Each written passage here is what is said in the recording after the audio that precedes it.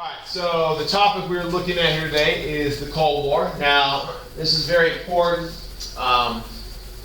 for most of the rest of the semester. Everything we talk about, particularly when talking about foreign affairs and international stuff, which we're going to be talking about a lot, is going to be taking place within the scope of the Cold War. Of all the things we talk about this year, this is the single longest lasting kind of period of time or single theme in American history. So this is a big one. All right, so you really need to know it. So if you're not familiar with the term, I'm just going to give you a little background on it, and then we get into it. But the Cold War refers to the conflict that existed between the United States and the Soviet Union, okay, that started at the end of World War II and lasted all the way up until the 1990s. Okay, and the reason why it's called the Cold War, in a Cold War, the two major combatants, the two sides that are against each other, don't actually square off against each other in direct combat. All right? So what makes it a Cold War is the fact that we never went to war with the Soviets. Now that doesn't mean there wasn't a whole lot of tension, there wasn't wars, there were plenty of wars, people did die, and there was violence. Okay? But what we find is that the United States and the Soviet Union never directly went to war with one another. That's what made it as the Cold War. But it was also an ideological war between the United States and the Soviet Union over the issue of communism versus capitalism and democracy. So there's a lot of things about this you need to know. All right, so let's start with how it began, because there's no clear event that marks the beginning of the Cold War. It just kind of gradually happened. So when World War II came to an end, which was our last topic, the United States and the Soviet Union emerged from that war more powerful than we went in, which was a very unusual thing. There were very few countries that actually benefited overall from that war. Even of the winning countries, you know, we look at France and Britain, both had won, but have been destroyed in the process. Okay? Now, the United States and the Soviet Union, at the end of World War II, we emerged as what we call superpowers. Okay, this was a new concept. All right, superpower is a country that has so much power and influence that it can kind of single-handedly influence world events without the assistance of anyone else. So World War II had led to the United States and the Soviet Union to come out so much more powerful than everyone else. We now had just, our influence in the world was unchallenged. Okay? And that being the case, it was inevitable, it would seem, the United States and the Soviet Union would then, of course, challenge each other and their respective roles in the world. So following World War II, we used to be allies. During World War II, the Soviet Union and the United States have been allies. But now that Germany and Japan have been defeated, the old kind of animosities that existed between the United States and the West and the communist world began to reemerge. So almost immediately following the end of World War II, we start to see tensions between the United States and the Soviet Union develop. Okay? Now, one of the most immediate effects of World War II that you need to know, we talked about this briefly, we talked about the plan to do it, is following World War II, the decision was made that Germany would be temporarily, at least that was the plan, temporarily broken up. Okay? So Germany was going to be partitioned into 4 sectors.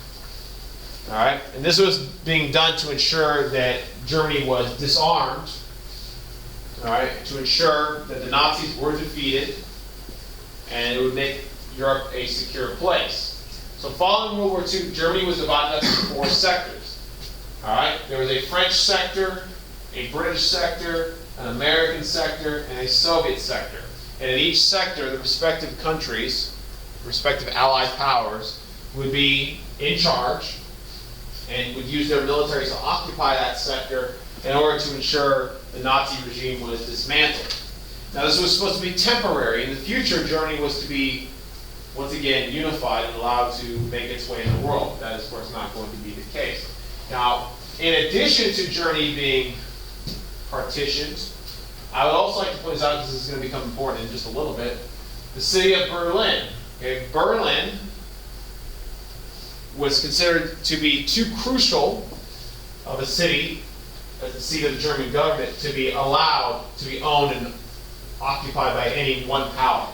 So Berlin, though it was located in the Soviet sector, the red sector, which is Soviets, the city of Berlin, if you look at the inset here, the city of Berlin itself was also divided. So Germany was divided, but then Berlin itself was divided within the Soviet sector. Okay? Once again, this was supposed to be a temporary situation. At a later date, the country and the city were to be unified. But once again, as I mentioned, that will not be the case. And we're going to talk about that here shortly. But for the moment, I just want you to be aware of this, and I want you to be aware that Berlin was divided and it was located in the Soviet sector. That will become important to the story of the Cold War here in just a little bit.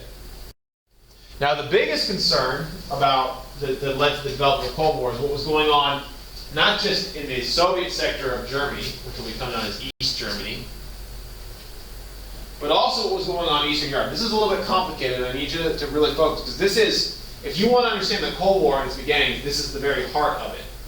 All right? During World War II, much of Eastern Europe, as well as much of Western Europe, you'll recall, had been conquered by the Axis, Germany. Right? Remember, World War II in Europe started with what event? The invasion of Poland, right? So Poland was conquered. And it wasn't just Poland, but we also talked about Czechoslovakia and other countries as well. So during World War II, the Axis controlled all of these territories you see here, as well as large parts of the Soviet Union. Now, as the war went on and the Germans began to be defeated, the Germans now were driven out of these territories, and the Soviets moved in. Now, the Soviets moved in with the purpose of liberating these countries from Axis control. But now that the war was over, there was a new alarming concern, and that new concern was the Germans had been defeated, but now the Soviets looked like they were never going to leave. As the Soviets invaded these territories, waging the war against the Germans, it had always been expected that one day the Soviets would leave, these countries would be free to once again run their own affairs. But that's not what happened. What ends up happening in Eastern European countries, like the ones you see here shaded in red, as well as these two down here, they include, okay, is that after World War II, the Soviet Union used its power and its influence to continue to dominate those countries. In other words, they never moved out. They moved in during the war and they never left. So in these countries, they traded occupation by the Nazis, now they traded for occupation by the Soviets. And here's what the Soviets did. This is the key. The Soviets used their power, and they used violence and intimidation to ensure that each one of these will become known as satellite states. Communist governments were elected. In each one of those countries, elections were held in which communist governments were elected into power. All right? Now, this did not actually happen democratically. The Soviet Union used its position in those countries as an occupying force to ensure that the elections were turned out in communist favor. So what happens is, after World War II, all of those countries now are taken over by communist forces at the behest of the Soviet Union. And what they become is they become what are known as satellite states. During the Cold War, the satellite states refers to the Eastern European countries that were communist and that were dominated by the Soviet Union. They appeared to be fully functioning, independent, free countries, but the reality is the Soviet Union was controlling them. They were puppet states. Okay? So really, those countries are really just extensions of the Soviet Union. So think about this. Going into World War II, there was only one communist country in the world, the Soviet Union. Coming out of World War II, and during the late 1940s, we see communism now spread to all of these Eastern European countries. And they will remain dominated by the Soviet Union. They will remain communist for most of the Cold War. Now, this was concerning to the West, to the United States and our allies, because we saw this as an attempt by the Soviet Union to spread communism and its way of life into new areas. And we were fearful that this was just the beginning. We were fearful that today communism was dominating these countries, but we were fearful the Soviet Union was going to use its power to spread communism even further into other countries, including maybe one day even as far as the United States. So one of the reasons why the Cold War developed is because of Western, when I say Western, I'm referring to the United States and its allies like Britain and France, Western fears of communist expansion. We believe communism was a direct threat to our way of life. You guys remember we talked about the Red Scare a while ago. Same thing. Okay? And we were fearful that communism would threaten democracy in our way of life, and we wanted to stop it. So this is kind of one of the reasons why the Cold War began. We saw what was going on in Eastern Europe, and we were afraid that it was just the beginning. From now, the guy who oftentimes in the Baltic, kind of giving Trieste in the Adriatic, kind of a Iron Curtain has or descended across the signifying continent. when the Cold War began. Behind that line, Was by all the the former capitals British Prime of the Minister ancient Winston states Churchill. of Winston Central Churchill, if and you Eastern forgot, Europe. was the leader of Great Britain during most of World War II. All right. Now, in 1946, Churchill came to America in order to give a speech, and it goes down in history as a very famous speech. It's known as the Iron Curtain speech. I would certainly know that. It's one of the most important speeches of the 20th century. So, in the Iron Curtain speech, Winston Churchill, he identified the Soviet Union as the next big threat to the West. He said, we defeated the Axis, we defeated Hitler, we defeated fascism, but he said there is now a new threat in the world.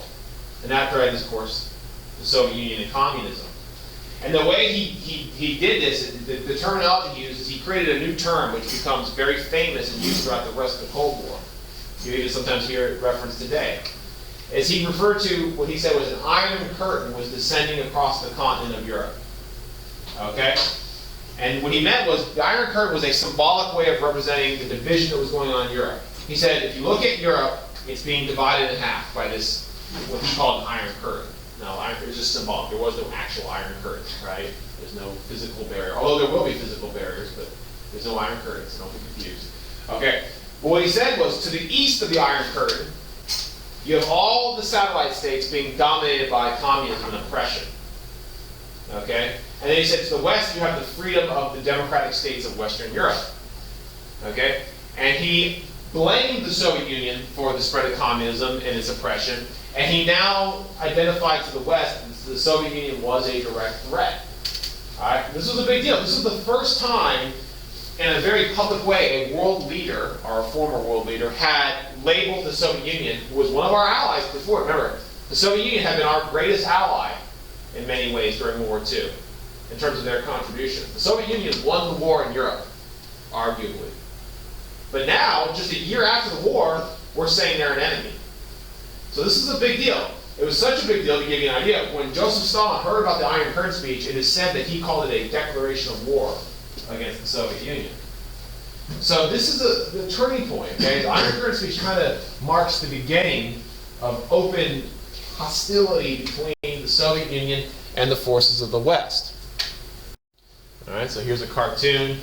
You can see that the speech was very well publicized, and people took note of it. The fact that we were now identifying the Soviets as our enemies. So here's a cartoon referencing the Iron Curtain, and you can see, behind the Iron Curtain lies the Soviet domination of Eastern Europe. All right. Now, that arguably is the beginning of the Cold War. There is no official beginning of the Cold War, but I would say that's probably a good starting point. I mean, you could argue that the Cold War began the second World War II ended. Some people say the Cold War began when we dropped the atomic bomb, because it, of course, represented a direct threat to Soviet military supremacy, the fact that we had the bomb they did. There is no clear beginning to the Cold War. By this point, it's pretty clear that the Cold War has begun. Now, here's the thing. I mentioned at the beginning of the class, in the Cold War, the two combatants, the two primary opponents, never directly engaged each other in war. We never went to war directly against the Soviet Union. We fought them indirectly, which I'll talk about what that means later. We never fought them directly.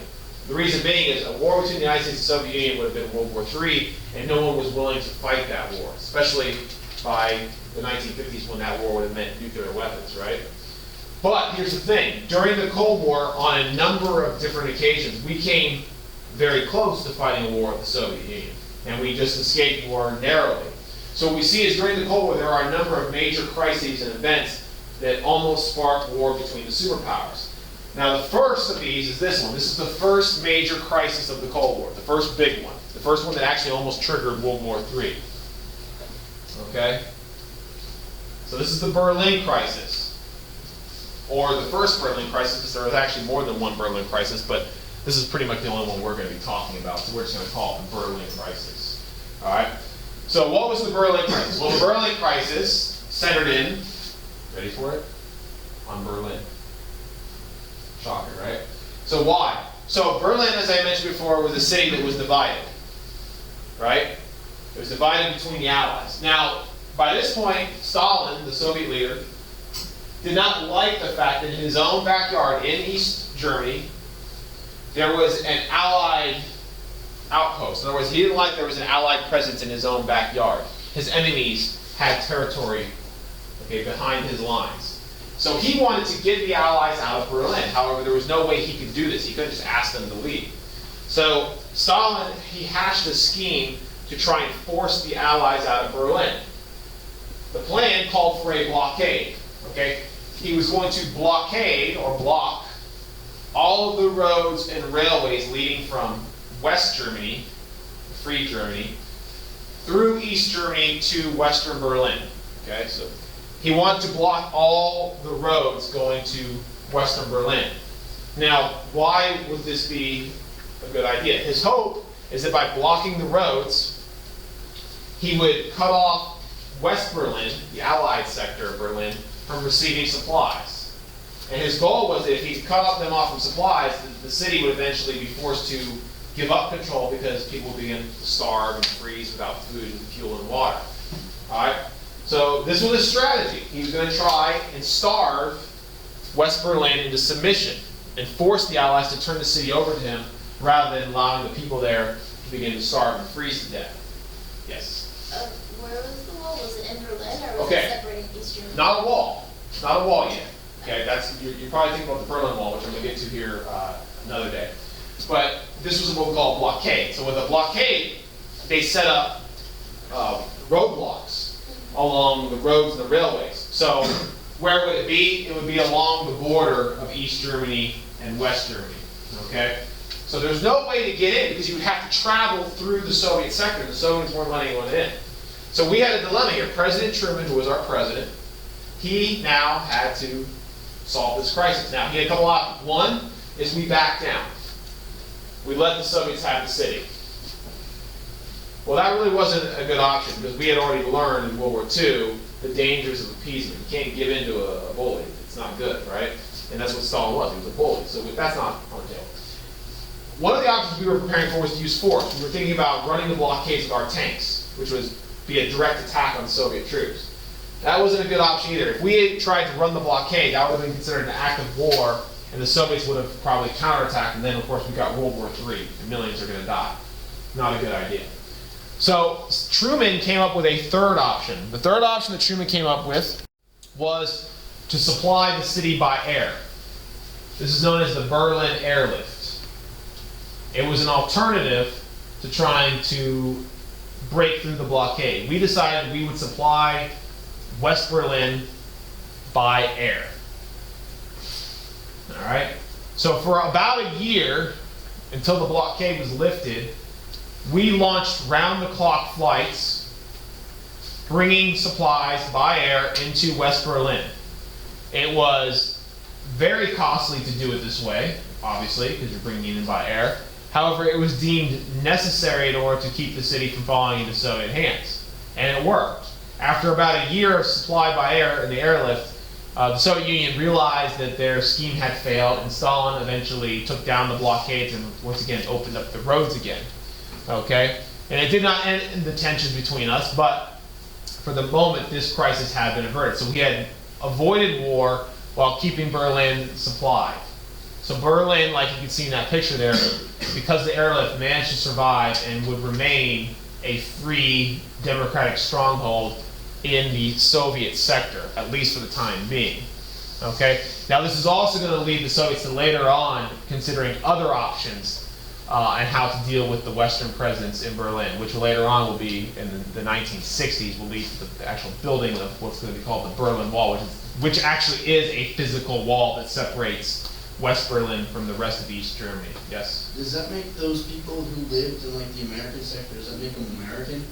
No. I mean, there were Americans in the American sector for sure, because we were occupying it. But the people, the Germans who lived in the American sector would have been, their nationality would have been members of West Germany. So what ends up happening with Germany, and I'm getting a little ahead of myself, is once it becomes clear that the Soviet Union is not going to ever allow Germany to unify, what happens in Germany is Germany, and some of you might not be aware of this because it's before your lifetime, Germany actually becomes two separate countries. Okay? Until the early 1990s, so not that long ago, right?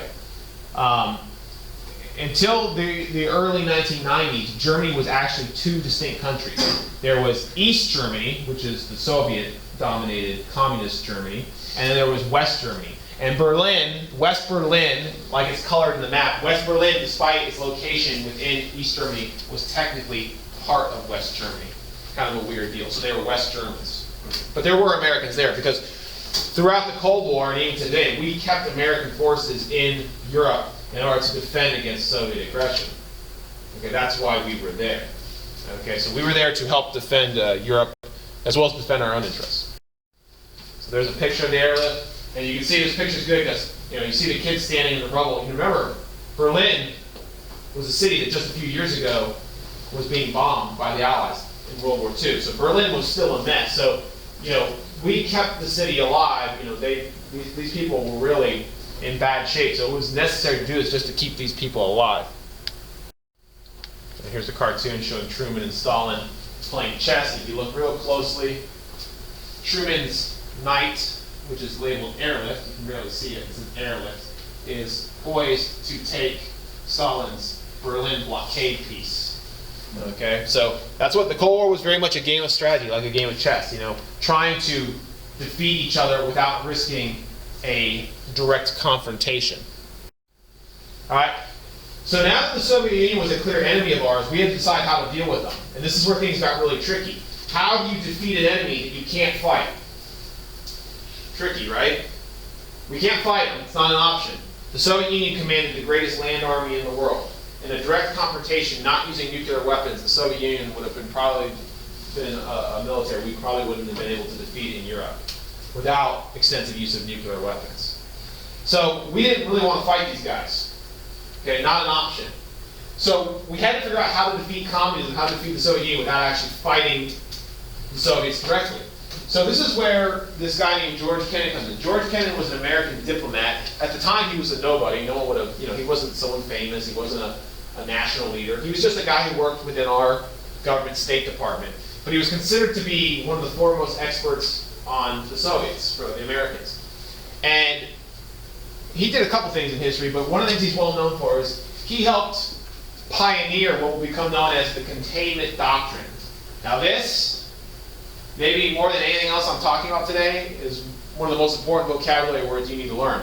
Containment doctrine is probably the single most important American policy of the 20th century. So that's kind of a big deal. The containment doctrine drives everything we do for almost 40 years. It's kind of a big deal. It's kind of like the Monroe Doctrine, This is now not a presidential doctrine. I don't want you to be confused because, of course, George Kennan's not a president. But his ideas are very influential. So George Kennan, he wrote this thing called the X article, in which he laid out what containment doctrine is. Now, it's not hard to understand. It's exactly what it sounds like, but I'm explaining. So here's what Kennan said. He said, look, communism is a threat. This is the communist world as we knew it in 1948. All the red, right? And he said, we need to combat it, but we can't attack it. Kennan said it would be suicide to wage a war against the communist world. He said in a direct attack on the Soviet Union, it would be suicidal because World War III would ensue, and like I said, millions would die. It's not worth it. But he said we do need to fight back. And what Kennan said was the best strategy for the United States was simply to contain communism where it was. He said where communism is, that's a lost cause. We can't defeat it. It's already there. But what Kennan said we can do is we can prevent communism from spreading. And one of the biggest fears that Americans had at this time was that communism was going to spread to new areas, including Western Europe, and even one day maybe the United States. And what Kennan argued was the United States needs to use its power to fight against communist expansion anywhere it shows up. Okay? We're not going to attack it where it exists. We're going to simply contain it to where it exists. So if communism were to start developing in new areas, according to Kennan, the United States needed to directly prevent that. And that's going to lead us into pretty much every major conflict we fight in the 20th century.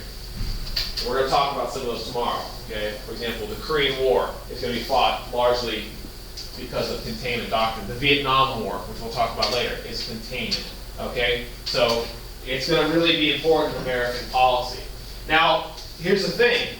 In the 1940s, the area in which we were most immediately concerned about the spread of communism wasn't in faraway places like Korea or Vietnam yet. Those were just a distant thought. We were concerned about communism right here in Western Europe. Countries like France, Italy, Greece, Turkey, all had growing communist movements within them. The devastation caused by World War II had led many people in those countries to say, we need a change. Our current system, capitalism, isn't working. And when times are tough, people will turn to extreme answers. So in a lot of devastated countries that were devastated by World War II, people were now choosing communism. And we were fearful, uh-oh, here we go, communism's spreading, and if we don't stop it, it's going to dominate the world. So the reaction was, we need to contain it, we need to take action. All right? So as a result of containment doctrine and the threat of communism in various countries, and particularly Greece and Turkey are the two that we were really worried about, because they were the ones that actually had legitimate communist movements. Civil war was being raged in places like Greece between communist and anti-communist forces.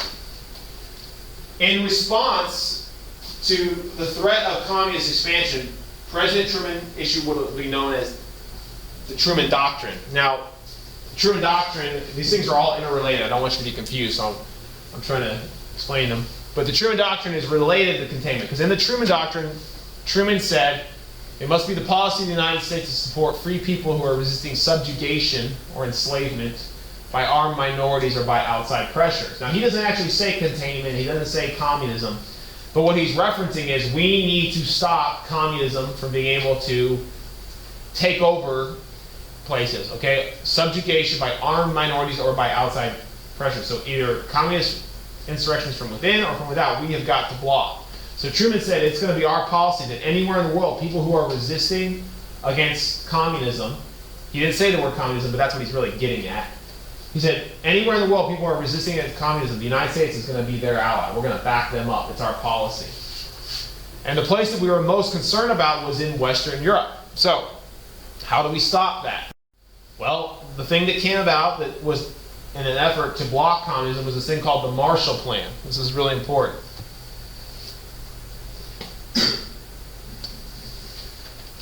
So the Marshall Plan was the United States' answer to the rising threat of communism in Western Europe. The Marshall Plan called for the United States to use its wealth, and we were the wealthiest country in the world at this point. We were going to use our great wealth, and of course the fact that we had come out of World War II unscathed. Remember, we were not destroyed by World War II. World War II had barely harmed our home front, so we were better off than anyone. We were going to use our immense economic might to help rebuild Europe. The Marshall Plan called for American money provided by the American taxpayer, like in this cartoon. Our tax dollars were going to go to help rebuild war-ravaged Europe. We were going to rebuild the destruction caused by World War II. All right? Now, what does this have to do with the Cold War? Well, in addition to helping people, which we believe was the right thing to do, because of course, we had helped blow up Europe, so now we were going to help rebuild it to make things right, and save lives. Because remember, Europe was in the midst of the greatest refugee crisis in the history of the world, probably. There were millions of people without homes, that were starving. We were going to save their lives by helping rebuild Europe. It was the right thing to do. But in addition to doing the right thing, that's the humanitarian side, but here's the strategic reason. If we rebuild Europe and we ensure these countries are successful, will they turn to communism? What do you think? If capitalism is succeeding with our help, is there any need for them to go communist? No. Okay? France, Turkey, Greece, they're not going to go communist if they're successful. So the Marshall Plan was a brilliant move because not only did it save lives, by building up these countries, we ensured that communism would not be able to find a foothold there. Because people are not going to turn to communism if the existing system of capitalism is working. So the Marshall Plan was both a humanitarian effort, but it was also a strategic effort by the United States to block the spread of communism. And it worked. It worked very well. As a result of the Marshall Plan, not only was Europe reconstructed, but the threat of communism in Western European countries ceased to exist. And now, of course, the downside was it was very expensive, and we were footing the bill. It cost billions and billions of dollars to rebuild Europe. However, we were the only country that was financially capable of pulling this off, so we had to do it. Okay, and of course it also served the dual purpose of blocking communist expansion. So all the countries that you see there received Marshall Plan dollars. Most of them are countries that were our close allies or that had been severely devastated by the war. Okay? You do, however, notice that with one exception, all those countries are non-communist countries. The satellite states and the Soviet Union did not accept Marshall Plan dollars. We actually offered it up, but they rejected it because they did not want to accept money from the West because they did not want to appear weak. So most of the money was going to non-communist countries to help rebuild them, our allies. All right, so we had to sum it up. You don't have to copy this down, but this kind of just sums up what was going on in the Cold War. What we had is we had the two superpowers, we had the United States and the Soviet Union, and we both had competing aims in what we were trying to establish. So if we had to sum it up, here it is very quickly. So if you want to jot a little of this down, it's fine, but don't copy it all down. So the United States' goal in Europe was to encourage democracy in other countries to prevent the rise of communism, which we perceived as an ideological threat. We wanted to gain access to raw materials and markets to fuel our industries. In other words, a rebuilt Europe would be good for the United States because they would buy our stuff. That would be good for us. Okay? We wanted to rebuild European governments, which would promote stability there, lead to less war, and also create new markets for this goods to be sold to. And our goal with Germany is we wanted to reunite Germany. Because we believed a strong, unified Germany would be a barrier against the threat of communist expansion. You know, Germany had been our enemy, but now we saw them as a potential ally against communism. We wanted Germany strong again. It was to our benefit. Okay? So just because a country was once our former enemy doesn't mean they would have to be our enemy forever. I mean, look today. Some of our former enemies are some of our best friends today. Right? Germany is one of our closest allies. Japan, also one of our closest allies. Those were two of our arch enemies 70 years ago. So we did not hold a grudge necessarily. Now the Soviet Union kind of wanted the opposite. The Soviet Union wanted to encourage communism, okay? Because communism, as it was created, is this idea of this worldwide revolution where workers, the poorest group of people, will overthrow the wealthy and create a classless society. They wanted to see that take over the world. Okay, so communism is a global effort. They're trying to take over the world. The Soviets wanted to rebuild their country, but they wanted to exploit European powers. Their country had been devastated by World War II, so they wanted to take over territory so they could use their resources to rebuild their country. They wanted to control Eastern Europe, what they were doing, in order to protect their borders, which leads to this last point. The Soviets wanted to keep Germany divided. A divided Germany was good for the Soviet Union. Anyone want to hazard a guess why? Why did the Soviets want to keep Germany divided and weak? You read from here? No? Anyone? Why would the Soviets want Germany weak? Think about it. It's kind of like when, in the voting, the Republican Party was split, the votes were split. Well, certainly when it's split, they're going to be weaker. But let's get to the heart of the matter. Why is the weakness good for them? Why did the Soviets need to want to weak Germany? Why specifically Germany? What is it about Germany that the Soviets are concerned? Yeah. Contradicts their beliefs, but think historically. Twice already in the 20th century, twice in 50 years, the Soviet Union had been invaded. By what country? Germany. In both cases, they had been devastated. They lost 20 million people in World War II, right? So the Soviets are like, we're not getting invaded again. We're going to keep Germany weak, and we're going to control these Eastern European countries to keep a barrier between us and them. The Soviets have learned their lesson. Germany's not good for them. They want to keep it that way. So one of the reasons why the Soviets don't ever want to give up Eastern Germany and reunify is they want Germany to never again be strong, because a strong Germany is a threat to them. At least that's the case.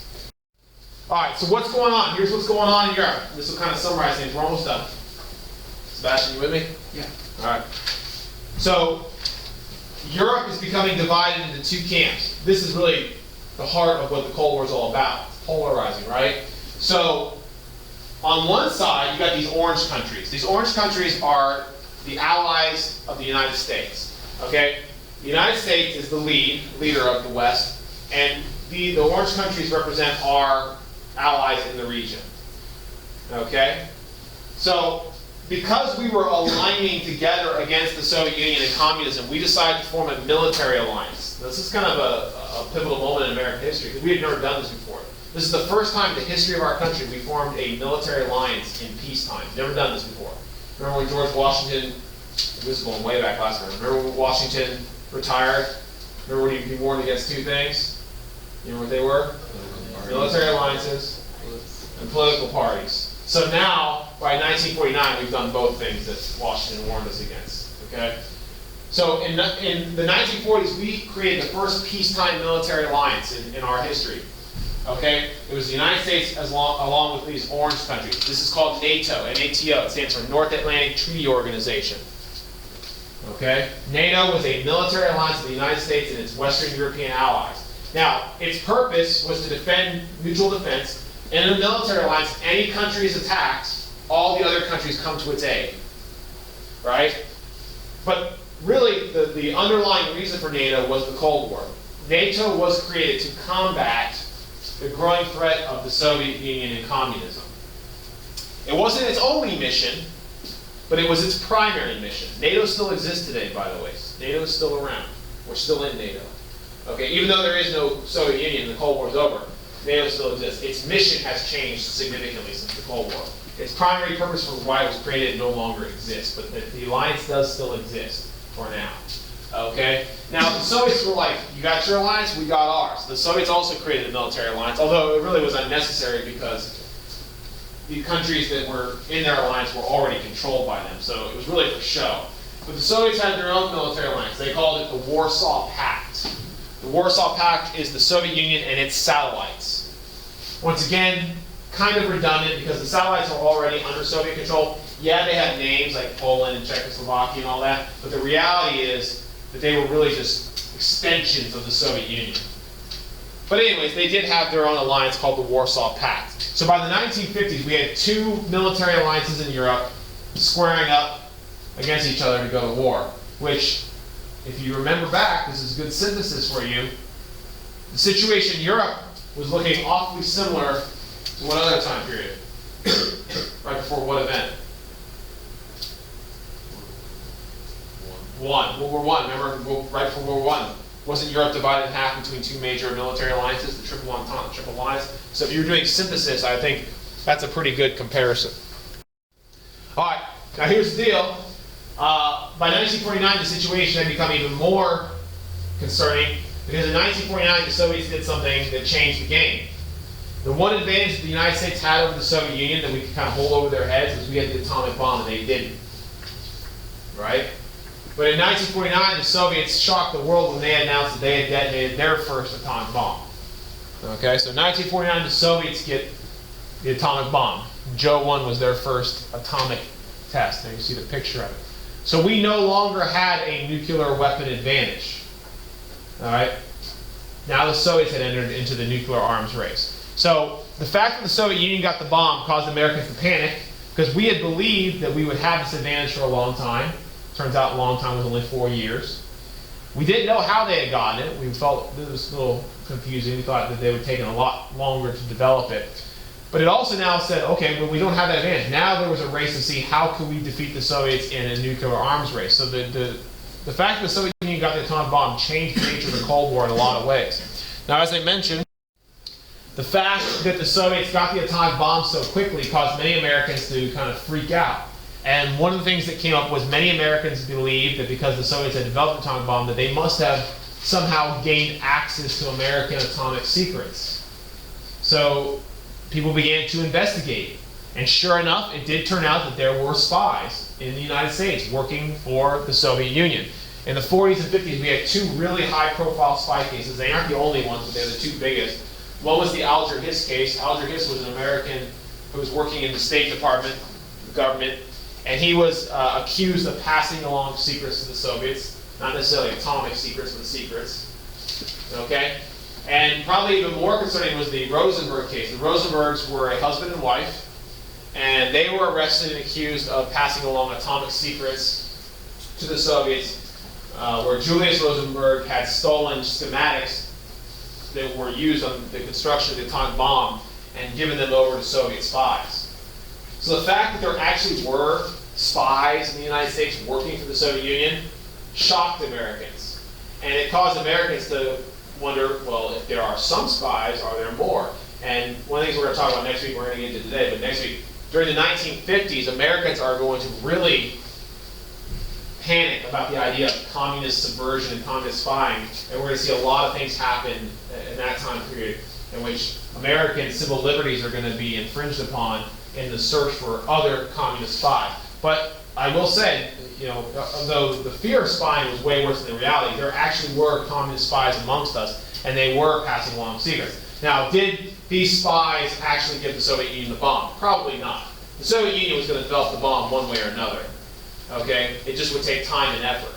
So it's unlikely that any single spy is responsible for getting the Soviets the bomb. Did it speed up the timetable? Maybe. But regardless, there was nothing in our power that could stop the Soviet Union from getting the atomic bomb, so we shouldn't have been that shocked.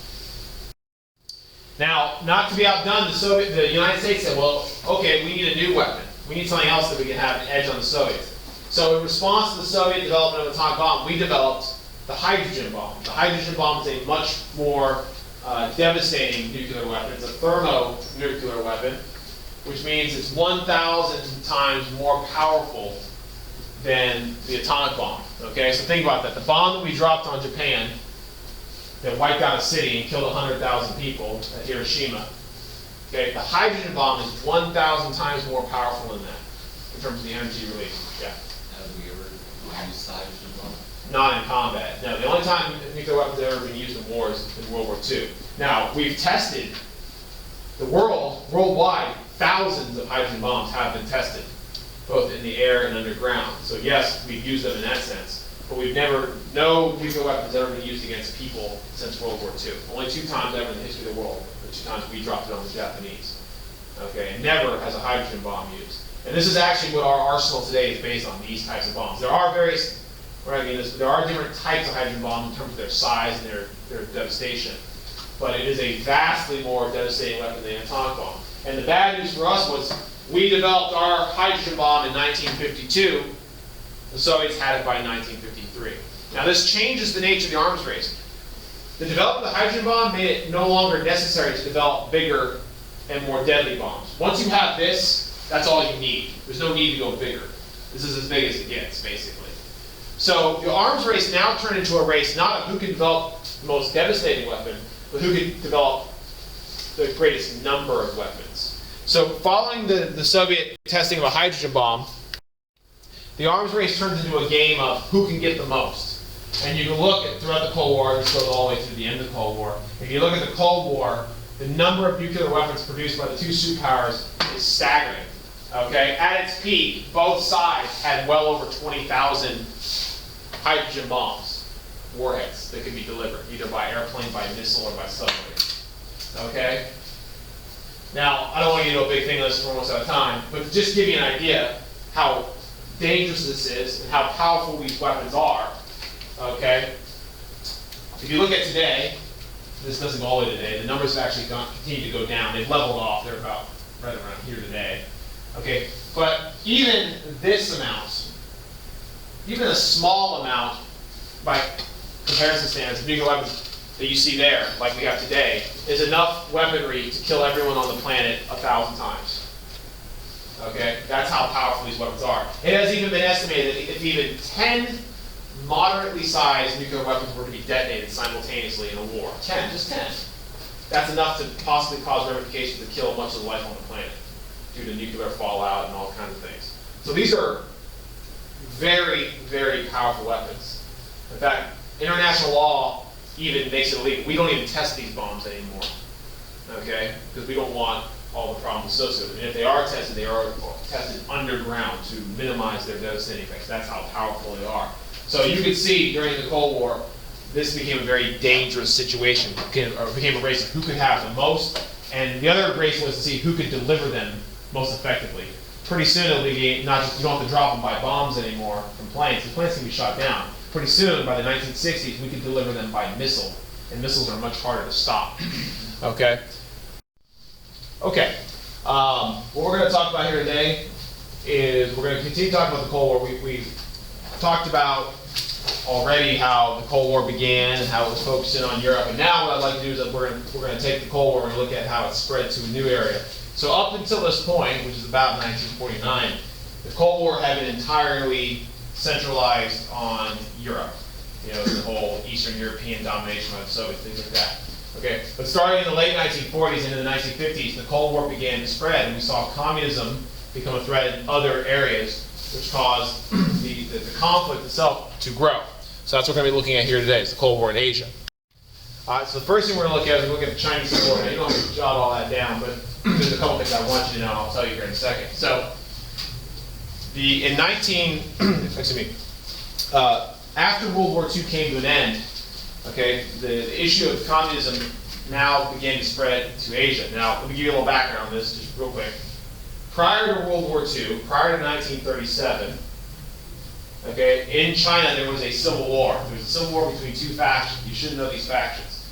On one side, you had the nationalists, which were the anti-communist forces, okay, under the leadership of a guy by the name of Jiang Jiechi, or sometimes known as Chiang Kai-shek.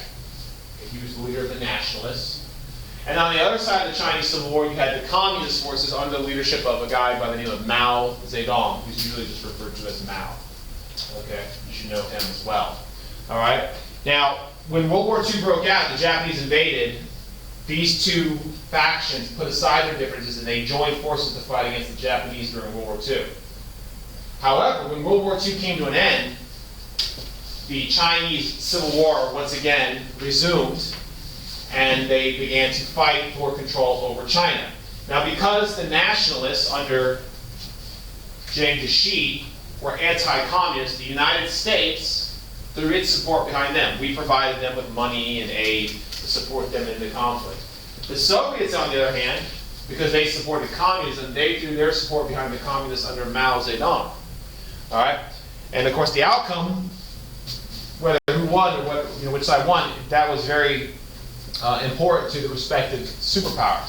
So ultimately, in 1949, the communists win the Chinese Civil War, and China becomes a communist country under the leadership of that guy right there, Mao Zedong. Now this was a big deal. This is one of the first times that we had seen communism since the Cold War had begun spread to a new area. Not only did it spread to China. Now why is that important? China is one of the largest countries in the world. Okay, at the time it had roughly 700 million people living in it. Today it has 1 billion. All right, so overnight, in 1949, one of the largest countries in the world, population-wise, went communist. And this was very alarming to the United States because, once again, it had proven to us that communism is spreading. It is looking to take over the world, and now it is moving into Asia, which was alarming because up to this point we had only focused on the spread of communism in Eastern Europe. So Americans saw this as a failure. Our president at the time was President Harry Truman. He took a lot of flack for this. People blamed him. They said, how could you allow this to happen? The United States should have done more. Our whole idea was containment. Did containment work? No, containment had failed. We had failed to contain communism in China. So this was seen as a major failure of American policy. Now, we learned the lesson though, okay? The failure to stop the spread of communism in China led the United States to now take a more vigorous role in trying to contain communism in other areas in Asia. So what we're going to see is the next time communism rears its head in Asia, we are not going to sit idly by. We are going to get directly involved, which is what our next thing is. Korea, okay? So let me give you some background on Korea. So Korea, prior to World War II, was a territory that for the 20th century had been dominated by Japan. Japan controlled Korea throughout the first half of the 20th century. Okay? Now, when World War II came to an end, this is the key. This is very key to understanding what happened here in Korea. When World War II came to an end, the Japanese in Korea surrendered, and they were forced to give up their empire, including Korea. Now, Korea is a peninsula. I drew it up here. Okay? Korea was divided in half. Okay, there is a line that runs through the middle of Korea, known as the 38th parallel. There it is. Japanese forces north of the 38th parallel, they surrendered to the Soviet Union. Japanese forces south of the 38th parallel surrendered to the United States. Now what that means is in each of those territories, north and south of the 38th parallel, the two superpowers used their influence to develop regimes that reflected their views of the world. So what do we get in Korea? What we get in Korea is we get a divided country. In the north, we get a communist country,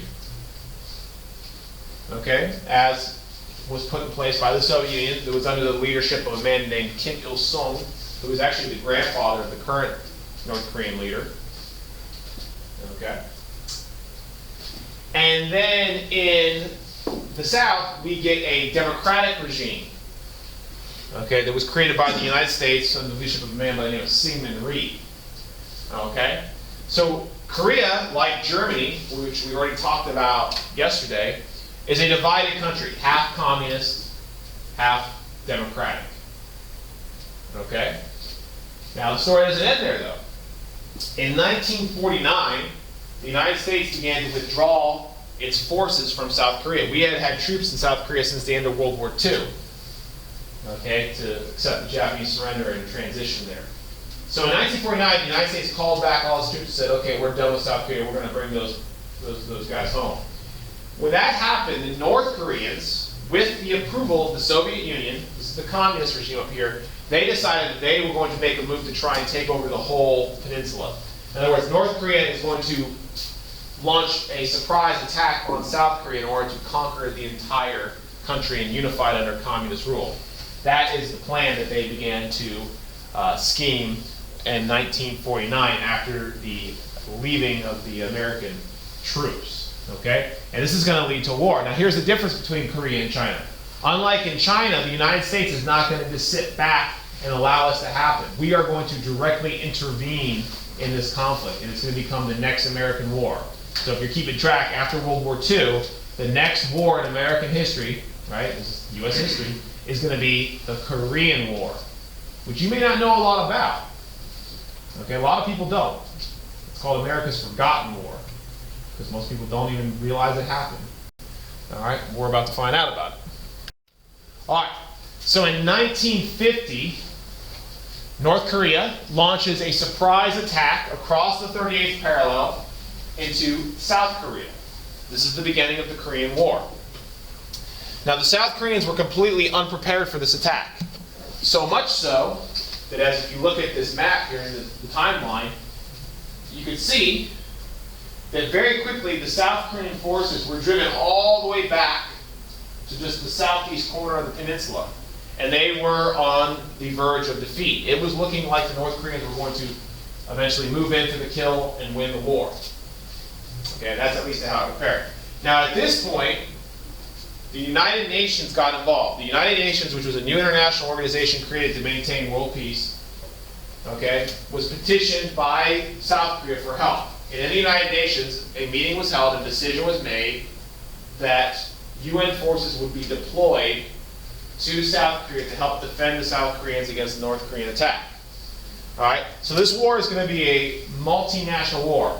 Okay, there are going to be a whole bunch of different countries involved. However, the majority of the UN forces sent to fight in South Korea were American. Okay, upwards of 90% of the troops there were American. So even though it was technically a UN war, a UN police action they called it, the truth of the matter is that it was very much an American war because we were the largest presence there. So American troops were going to go down to South Korea to fight in defense of communist aggression there. Okay?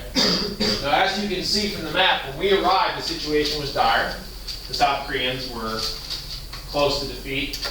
But the arrival of UN forces completely changed the course of the war. Following the arrival of UN forces and a counterattack by UN forces, the North Koreans were driven all the way out of South Korea. And if you look at this map, you'll notice they were driven not only out of South Korea, they were driven deep into their own territory. And now, UN and South Korean forces now began to move into North Korea across the 38th parallel. And it looked as if though the UN forces were going to win the war, and Korea was looking like it was going to be unified under a democratic regime. All right, this wasn't containment anymore. This was a war to eliminate communism entirely in North Korea. All right, so you can see the North Koreans were only holding on to a slim little portion of their territory in the north.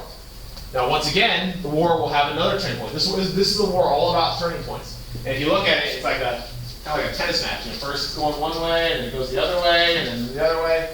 Okay? So the war is about to change direction again, because something else pivotal happened. As the UN forces drove the North Koreans back towards the Chinese border, this is China up here. Okay? The Yalu River separates China from North Korea. The Chinese now became threatened. China, a communist state, wanted to maintain North Korea as a communist buffer to their south to protect them, okay, from the West. Okay? So China had an interest in keeping North Korea communist. They didn't like the fact that Allied forces, UN forces, were moving towards their border. All right? So in November of 1950, we get another turning point in the war. This is a big moment. Chinese forces crossed the Yalu River and they attacked the UN forces. Hundreds of thousands of Chinese soldiers now jumped into the war. China joined forces with North Korea. Now this changed the war. The introduction of Chinese forces, and their vast numbers, because China is a very populous place, now forced the UN forces again to fall back in full-scale retreat. Okay, UN and American forces were forced to retreat all the way back south, now back to the 38th parallel. We simply could not stand up to the sheer numbers that the Chinese were throwing at us. Okay? So this is a war that kind of ebbed and flowed in both directions at different times. Now at the 38th parallel, both sides now began to dig in for a long fight. And for the next 3 years, approximately, the war will be fought in and around the 38th parallel. No more ground will be given up. Okay, at the 38th parallel, that's where the UN forces dug in. They were able to hold off the Chinese advance. Now the war will go on for 3 more years, and over the next 3 years, both sides are going to face lots of losses. Okay? And the war is going to be very intense. However, neither side is able to overcome the other. They are kind of evenly matched. Okay? And that is where the war is going to be largely fought for the next 3 years. Okay? Now, in order to fight a war of this magnitude, because this was a big war, and because we were in the midst of the Cold War, it was decided, and Korea is what kind of started this, is that the Korean War now made us aware that we need to dramatically increase our defense spending. In other words, during the Cold War, we realized we need to be prepared to fight wars anywhere in the world at any moment. Because during the Cold War, we never knew where the next fight was going to be. The threat of war was always there. So, in response to the Korean War, and in response to the Cold War, the United States decided to dramatically increase defense spending. There was an internal document in the government called NSC 68, it stands for National Security Council Memorandum 68. And this memo encouraged the United States to increase its defense spending. So as a result of this, we see defense spending more than triples. Okay? This is the amount of money we're spending on our military defense. Now you might say, oh, that doesn't look like that much, because if you look here, a few years earlier, we were spending a lot more. Well, this is World War II. World War II was the most expensive total war ever fought in the history of the world. So this is not a good comparison. Okay? But what you'll notice is, even after the Korean War ends in 1953, our defense spending never comes down. In fact, it only comes down slightly, but then when it starts doing it, it starts to creep back up. And that trend is very important. That trend of our defense spending consistently increasing year after year after year will pretty much continue on until, guess what? All the way to today. Okay? So if you ever wondered, the United States today maintains the largest amount of defense spending in the world. We spend more than the next 7 countries combined. We're number 1, numbers 2 through 8. If you add all the money they spend on defense, that's how much we spend. Even in peacetime, even when we're not at war, we're not at war. Even at peacetime, we maintain our defense spending at a very high. This is what peacetime is supposed to look like. This is what we spend at peacetime, okay? So we have one of the largest military budgets in the world, and it's very expensive to do that. But since we did this during the Cold War, now here's the crazy thing, is even when the Cold War ended, you think, oh, the Cold War's over, we would decrease our defense spending. Nope, we just kept on spending, okay? So that's where we're at today. So today, this is important for you to know, synthesis, right? Today, about 1/3 of all of our tax dollars, our discretionary money, which is the money we can pick and choose where the money goes. About 1/3 of our tax dollars are spent on defense. Okay? Which, as I said before, is the largest in the world by far. So if you ever wondered where that started, when we began that trend, there it is. You know when it began. Okay, around 1950. We haven't stopped since. Okay. All right, now some other details. Who was in charge of the Korean War? The UN forces. Well, because the bulk of the forces in the Korean War were American, it only seemed fitting that an American should lead. And the United States had a perfect person to do that. We had General Douglas MacArthur, who you should already know, right? What did he do previously? He was in the Philippines, he was in World War II, he was the commander of American forces in the Pacific theater against the Japanese. So he was a very well-respected and effective general. So they said, well, we'll stick him in there. So he can't retire, he's got work to do, got another war. Okay, so MacArthur was originally the commander of UN forces. Now I say originally because he's eventually going to lose that job despite being a fairly effective commander. So here's some pictures of the Korean War just to give you some idea. You look at that picture on the left, that's also very telling about the Korean War. There's something about that picture that should stand out. What is it? What's unique about that you haven't seen yet? What's that? No? What did you say? The black and white stick together. Black and white serving together, integrated units. The first war in which we actually had integrated armed forces. Truman was the first president to integrate our military. Even long before the rest of society was integrated with blacks and whites together, our military was doing it, thanks to President Truman, who was very progressive on the issue of civil rights when compared to his other counterparts. We'll be talking about the civil rights movement next week. All right, so here's some more pictures. You can see these air power helicopters made their first appearance in the Korean War. If you ever wondered when helicopters came on the scene, right about this time. We also had large-scale air power used. We bombed North Korea significantly like we did in World War II. The death toll was in the millions. We bombed their cities to rubble and still had trouble actually obtaining victory. Now, here's the deal. As I told you before, when the Chinese entered the war, it changed the entire war. The United States and the UN, we did not have the forces necessary to overwhelm the Chinese. The Chinese and their numbers were just too much for us to win a total victory over. So MacArthur, who was a general, generals, their whole thing is they're going to win the war with the tools at their disposal. MacArthur started to get desperate. MacArthur was unable to defeat the Chinese through conventional warfare. So MacArthur now began to appeal to President Truman. This is MacArthur. This is Truman. MacArthur began to appeal to President Truman for the use of nuclear weapons. MacArthur wanted to be able to use the atomic bomb on the Chinese. And not just on combatants, he was asking for permission to drop atomic bombs on Chinese cities, which would have inevitably meant the death of millions of civilians. Millions of people would have died. Okay? It's said that at one point MacArthur wanted to drop upwards of 10 atomic bombs, okay, on China, which would have been a huge cost of human life. Now Truman rejected this. Truman did not feel the use of nuclear weapons would be a good idea. And the reason why is Truman was afraid that if we used, in addition to the human cost, Truman was afraid that if we used nuclear weapons on China, it might provoke the Soviet Union into getting involved. The Soviet Union was also a nuclear power. They were a neighbor of China. They might feel obligated to defend China and North Korea if there was an introduction of nuclear weapons. And that was the last thing we wanted. The last thing we needed was this war to escalate into a full-on World War III war with the Soviet Union, including the use of nuclear weapons, which by 1949 the Soviets, don't forget, had the atomic bomb. So Truman rejected the use of nuclear weapons.